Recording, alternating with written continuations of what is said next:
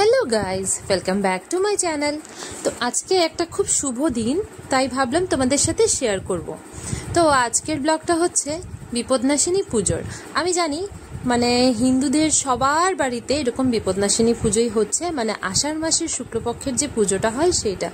অনেকে অনেকভাবে করে, যে পারে সে একটু বড় করে করে মূর্তি গড়িয়ে করে। তো আমরা এরকমই করলাম, মানে আমরা প্রত্যেক বছরই ছোট্ট একটা আমাদের ঘরে মূর্তি আছে, সেই মূর্তি দিয়েই পুজো করি।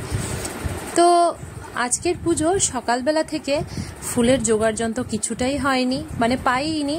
তো তারপরে দেখো ঠাকুরের আশীর্বাদে এত ফুল পেলাম যে কি বলবো। আর সবাই বলে না যে ঠাকুর ফুলেই সন্তুষ্ট, তো প্রচুর ফুল।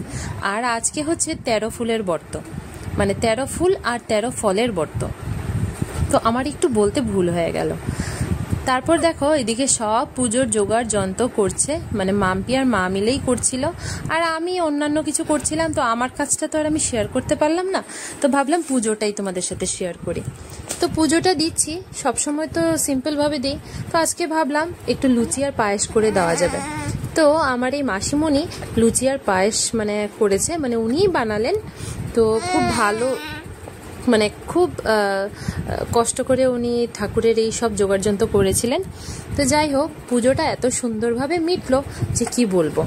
তো আমাদের মানে বিপদনাশিনী পূজার ছোটোখাটো কিছু কিছু জিনিস শেয়ার করলাম, পুরোপুরি সব কিছু তো আর শেয়ার করতে পারবো না, তো যতটুকু পেরেছি ততটুকুই শেয়ার করলাম।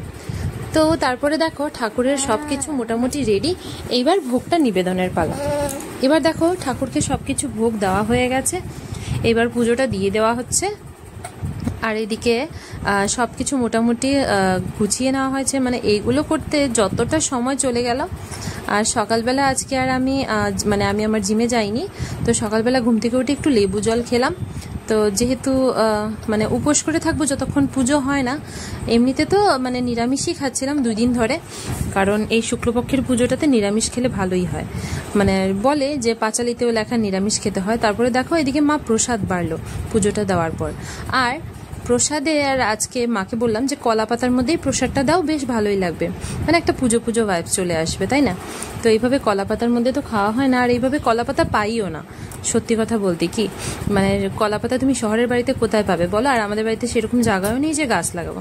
তারপর দুপুরবেলা একটা নেমন্তন্ন বাড়িতে চলে গেলাম, কারণ ঘরের মধ্যে খিচুড়ি রান্না করা হয়নি। তো আমাদের পাশের বাড়িতে নেমন্তন্ন ছিল, আর মূর্তিটা এতটা সুন্দর যে মানে শেয়ার না করে পারলাম না।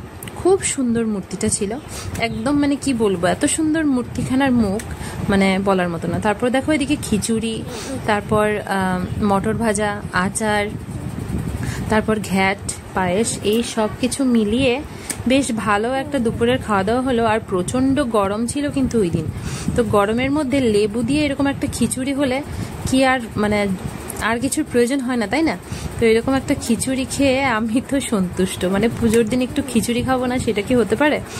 তো যাই হোক, মা বিপদনাশিনীর আশীর্বাদে আমরা ওই দিন একটু খিচুড়িও খেতে পেলাম। মানে ঘরে অ্যাকচুয়ালি বানাতাম, কিন্তু সময়ের অভাবে আর পারবো না বলে, বাচ্চা 2টা ছোট ছোট আছে বলে, তো ওই দিন আর খিচুড়ি বানাইনি।